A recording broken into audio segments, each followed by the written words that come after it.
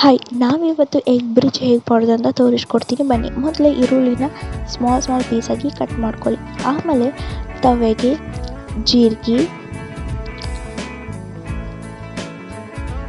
ಕರಿಬೇವು, ಉಳ್ಳಾಗಡ್ಡಿ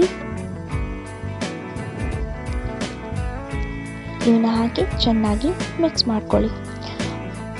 ಮಿಕ್ಸ್ ಮಾಡಿದಾಗ ಅದು ಸ್ವಲ್ಪ ಬ್ರೌನ್ ಕಲರ್ ಬರಬೇಕು. ಇವಾಗ ಉಪ್ಪು ಹಾಕಿ ಮತ್ತೆ ಮಿಕ್ಸ್ ಮಾಡ್ಕೊಳ್ಳಿ. ಈ ಥರ ಬ್ರೌನ್ ಕಲರ್ ಆಗುತ್ತೆ. ಈ ಥರ ಬ್ರೌನ್ ಕಲರ್ ಬಂದ ಮೇಲೆ ಅರಿಶಿನ, ಖಾರ ಇವೆರಡೂ ಹಾಕಿ ಮತ್ತೆ ಮಿಕ್ಸ್ ಮಾಡ್ಕೊಳ್ಳಿ.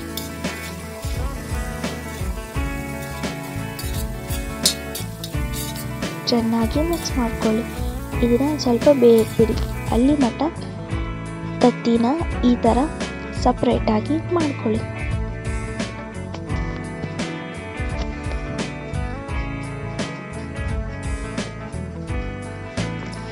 ಆಮೇಲೆ ಅದನ್ನು ನಿಧಾನವಾಗಿ ಹಂಚಿಗೆ ಹಾಕಿ.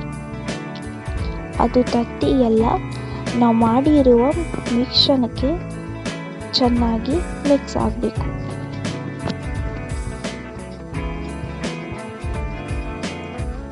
ಈ ಥರ ಎರಡು ಮಿಕ್ಸ್ ಆಗಬೇಕು.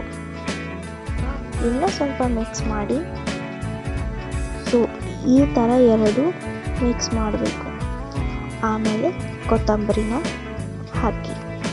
ಇವಾಗ egg bhurji is ready to taste. ಇದ್ರ ಜೊತೆ ರೊಟ್ಟಿ ಕೂಡ ತುಂಬಾ ಟೇಸ್ಟ್ ಆಗಿರುತ್ತೆ.